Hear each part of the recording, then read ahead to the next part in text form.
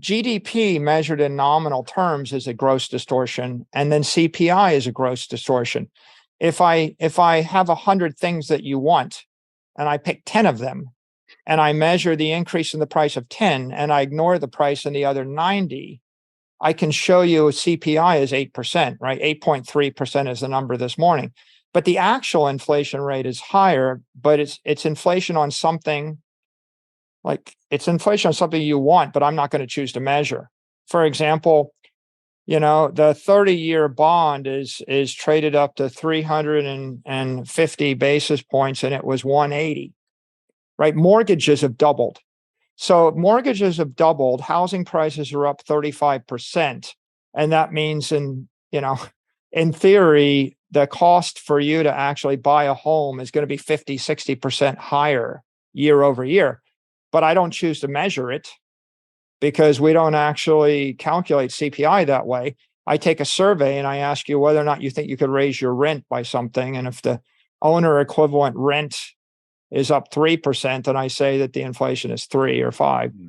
So we have a set of metrics that are just manufactured metrics, and then we focus on them, and then we talk about them.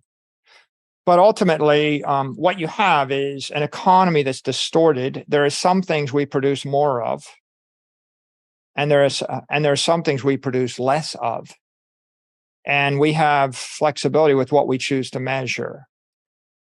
The monetary intervention is the government basically, if I put everybody under home arrest for a year, it's going to be a problem for the economy, right? I mean, if I shut down, they did it in New Zealand, they did it in Australia, they did it in Canada, they kind of did it in certain states in the US. If I do that, that cripples the economy. So while I'm doing that, then if I go ahead and I pump a lot of money in the system, right, then maybe I create a wealth effect and I can say, well, we're recovering.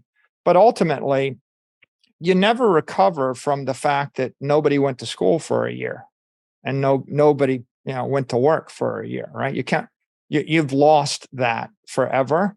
You're just not measuring it. You can change your metrics, right? There's a saying, you write the winners write the history books.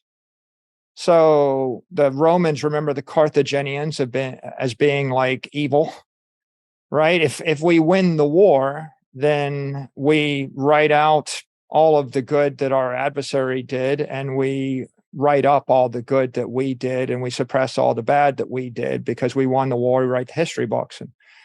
And so I think right now what you see in the economy is lots of distortion of numbers, lots of distortion of metrics, right? The fact that we have a debate over whether we are in a recession or not is kind of laughable, right? Because we've been in a recession for 24 months.